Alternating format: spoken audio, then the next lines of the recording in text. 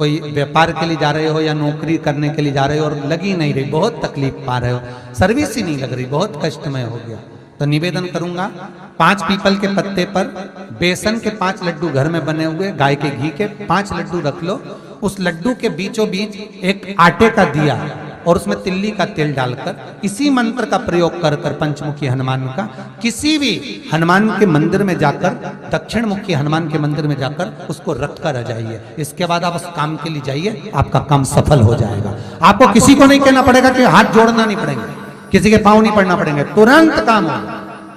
बस इस मंत्र का स्मरण कर कर पंचमुखी हनुमान का भूतेश्वर जो मंत्र है वो सुख देने वाला, आनंद देने वाला, सहज नहीं महाराज, सुख की खान है, आनंद की राशियां में महाराज आप कोई बहुत बड़ा काम करने जा रहे हो, बहुत बड़ा यज्ञ अनुष्ठान, विवाह, शादी आदि फंक्शन करने जा रहे हो,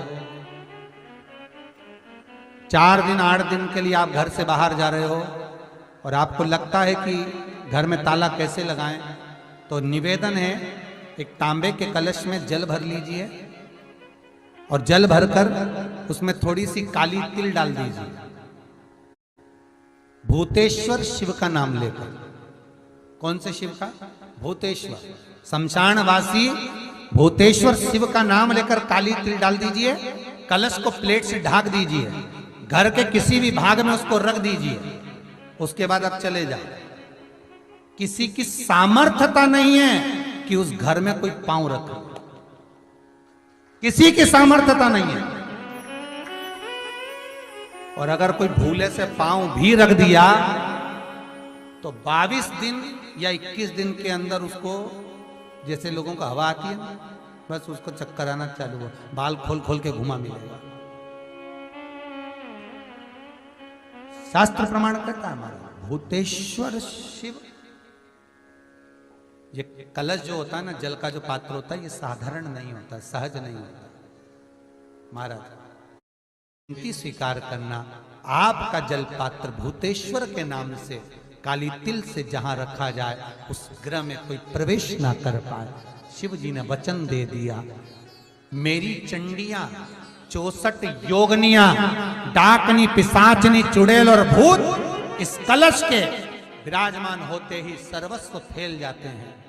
फिर राम जी जानते हैं हनुमान से, कहा हनुमान मेरा जाने का समय आ गया, मुझे तो जाना पड़ेगा ना, सीता पृथ्वी में चली गई, मुझे भी जाना है, मैं सरयू के जल में अपने प्राणों को त्यागूंगा, मानव का शरीर है, इसको त्यागना तो पड़ेगा ना हनुमान।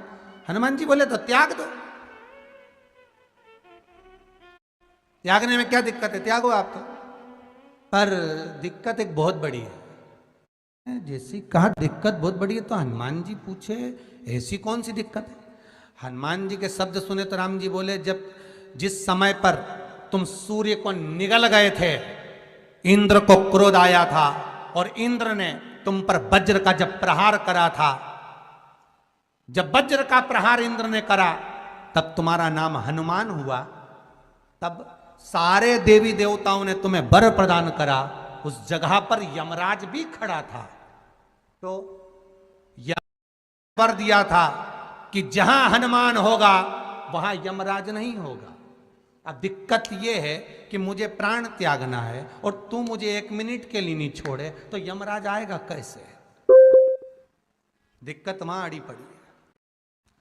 हनुमान जी मुस्कुरा के बोले राम जी महाराज से, प्रभु मैं आपके बिना रह नहीं सकता। तो राम जी बोले, मैं भी जानता हूं कि तू मेरे बिना नहीं रह सकता, पर एक काम तो कर सकता है ना। क्या? मैं अगर कोई काम बताऊंगा तो तू करेगा कि नहीं करेगा? हनुमान जी बोले, आपका काम और मैं ना करूं, ऐसा कभी हुआ है? जरूर करूंगा। ठीक है, ठीक है। बस अब राम जी महाराज ने सोच लिया कि हनुमान को जाने से पहले काम पर लगाना।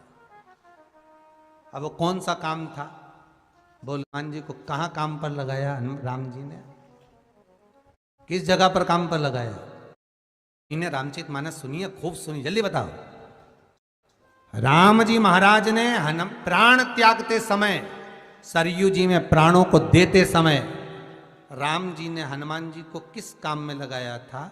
कि राम जी ने अपने हाथ की एक मुद्रिका जिस पे राम लिखा हुआ था, वो मुद्रिका एक अयोध्या की एक सरंग में जमीन में डाल दिया और हनुमान से कहा जा जरा ढूंढ के लेके आ, मैं अभी घूम कर आया। और हनुमान जी तलातल रसातल भूमि के नीचे पताल में चले गए उस मुद्रिका को ढूंढने के लिए जिस पे राम लिखा है। और हनुमान पूछते भी जा रहे राम कहाँ है, राम की मुद्रिका पड़ी थी, राम की अंगूठी है। अब राम का ही सत्संग करते करते जा रहे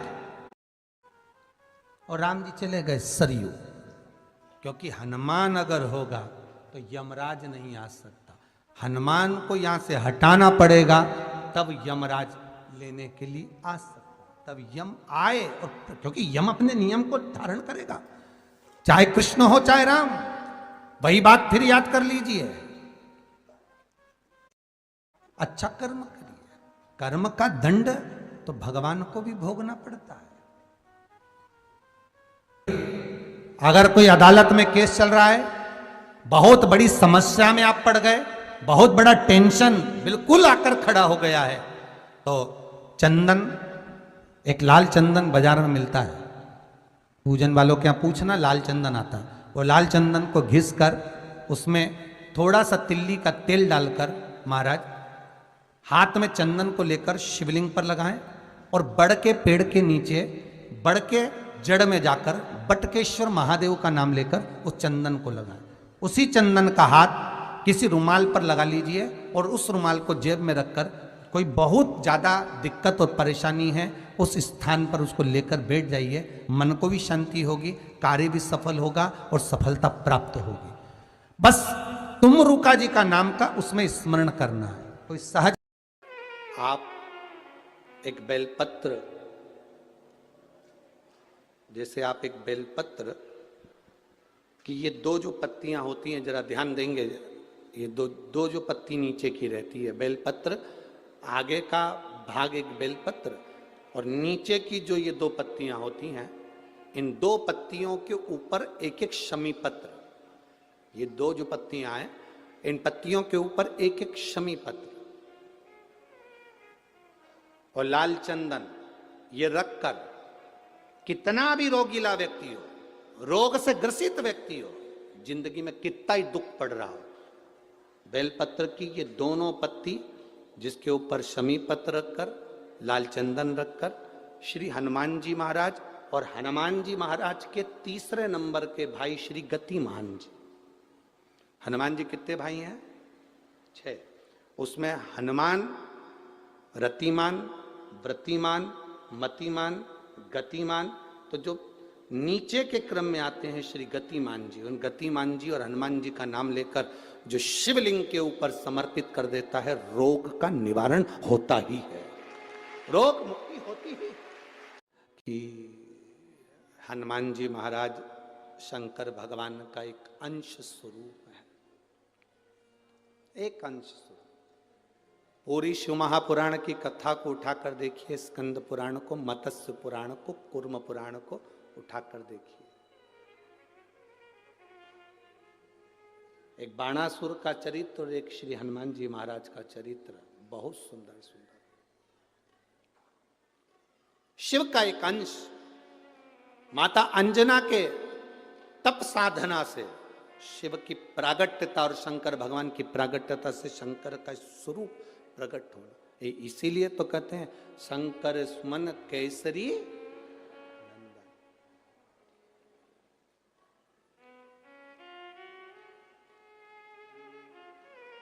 शिव का एक स्वरूप है हनुमान जी महाराज। हम तो हमेशा कहते हैं अगर आप हनुमान जी का भी दर्शन कर रहे हैं तो ये अंदाजा लगा कर रखें कि आप शंकर का दर्शन कर रहे हैं।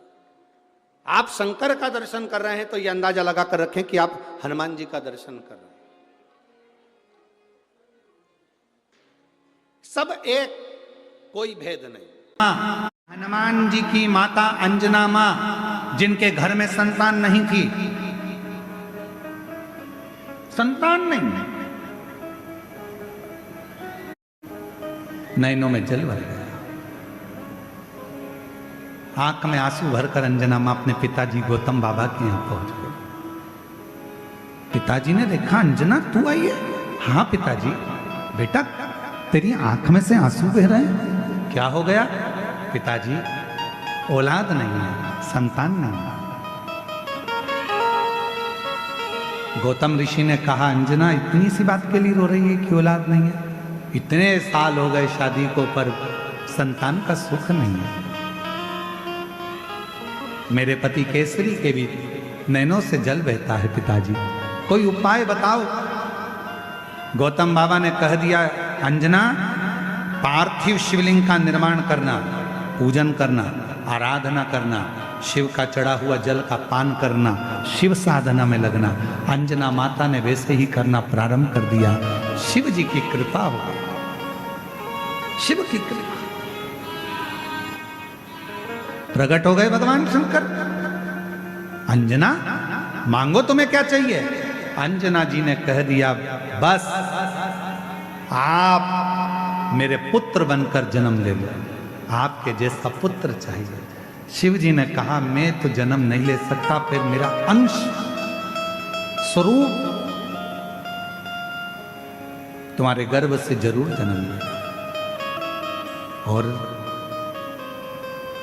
पवन तनय संकट हरन मंगल मूरत रूप लखन सीता सहित हृदय मेरा ही अंश तुम्हारे गर्भ से जन्म लेगा। और भगवान शिव के अंश कौन? जम के बोलो। अंजना माता के गर्भ से प्रकट हुए श्री हनुमान जी महाराज। अंजना जी के गर्भ से एक बच्चा नहीं था, शिव की कृपा हुई। 6 बच्चों का जन्म, हनुमान, गतिमान, रतिमान, मतिमान, सब प्रकट कर।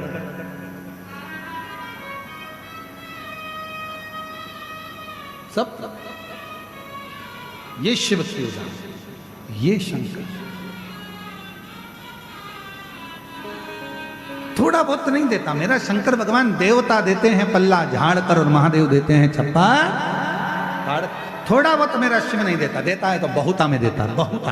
आप ऐसे दयालु नाथ से रिश्ता बनाइए, ऐसे दयालु नाथ से रिश्ता बनाइए। तो केवल इतना लिखा है, जब भगवान शंकर जब जिस समय पर मंथन हो रहा था और उस मंथन में सबसे पहले गौ माता निकली थी, गौ माता को निकालने का कारण केवल इतना था, इसके बाद जो विष निकलेगा, विष को जो पिएगा उसका कंठ जलेगा।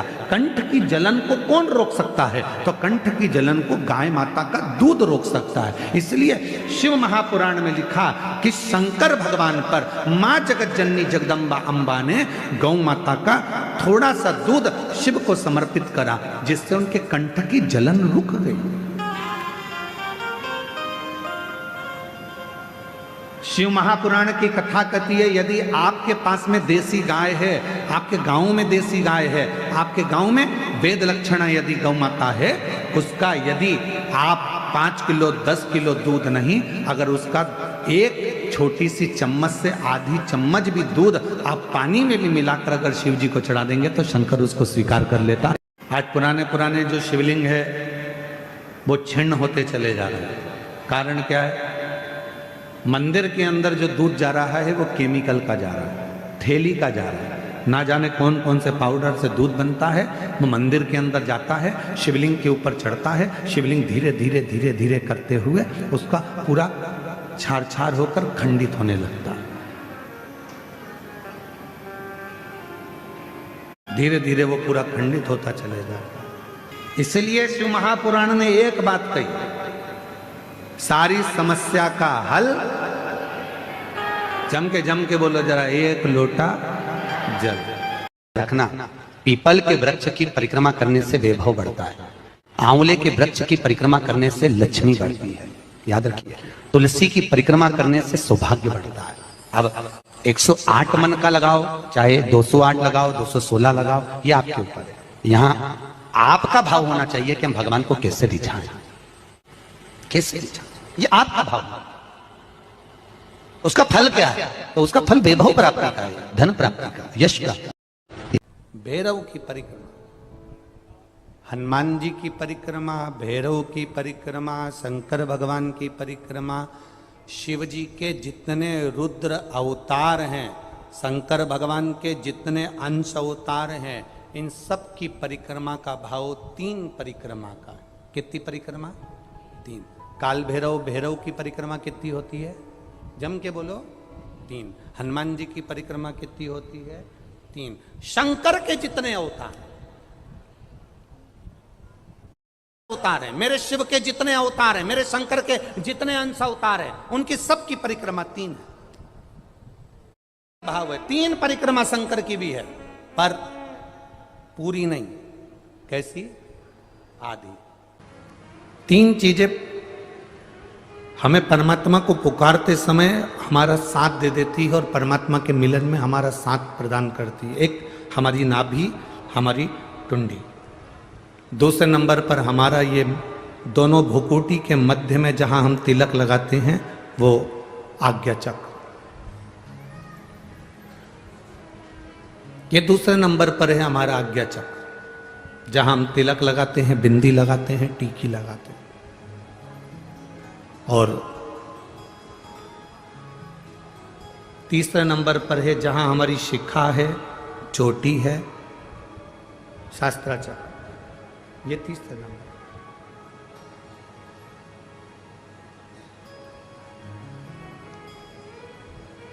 जिस समय जो व्यक्ति ज्यादा बीमार पड़ जाता है, बहुत बीमारियों से ग्रसित हो जाता है, बहुत मात्रा में उसको अगर बीमारी ने घेर लिया, तो शंकर जी पे चढ़े हुए जल का 3 जगह पर अगर वो स्पर्श कर लेता है,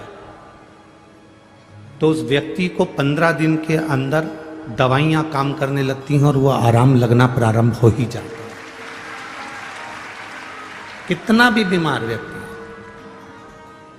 डॉक्टर कह रहा है इसका अगर 8 दिन के अंदर फीवर नहीं उतरा, 8 दिन के अंदर इसको आराम नहीं लगा, तो फिर इसको भर्ती करना पड़ेगा। 10 दिन के अंदर इसको आराम नहीं लगा, तो फिर इसको हॉस्पिटल भेजना पड़ेगा। 15 दिन के अंदर अगर इसको आराम नहीं लगा, तो हमको ये करना पड़ेगा।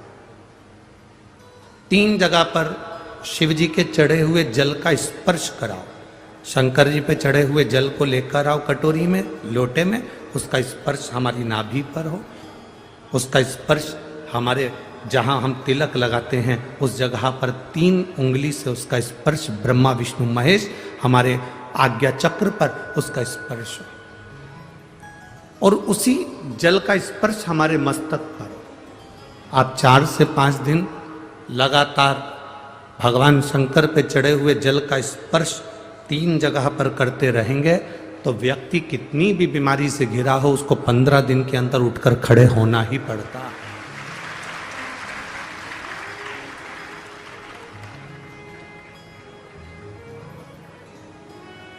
हमारा ये जो तिलक लगाने की जगह है, ये हमारा आज्ञा चक्र है। ये कोई साधारण सी जगह नहीं है जहां हम तिलक लगाते हैं।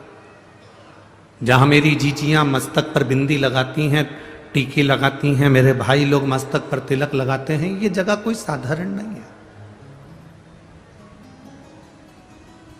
ये भक्त को खींचने वाला, भगवान को खींचने वाला, प्रभु की तेज पुंज को खींचने वाला स्थान है ये हमारा आज्ञा चक्र। एक लड़की मस्तक पर तिलक नहीं लगाए, उसकी शादी हो चुकी है और माथे पर बिंदी ना लगाए, गले में मंगलसूत्र ना पहने, हाथों में चूड़ियां ना पहने, पाँव में बिछुड़ी ना पहने,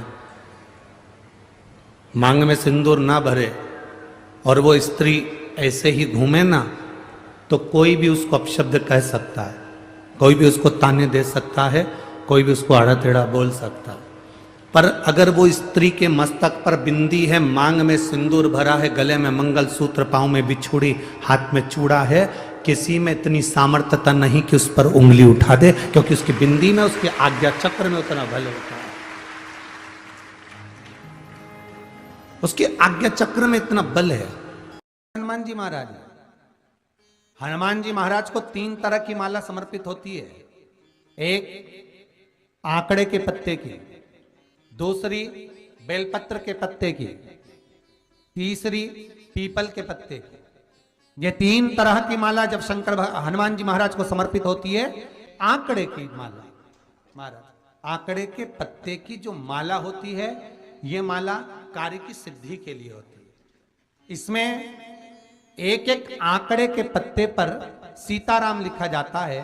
मात्र एक पत्ता ऐसा होता है जिस पत्ते पर सीताराम नहीं लिखा जाता।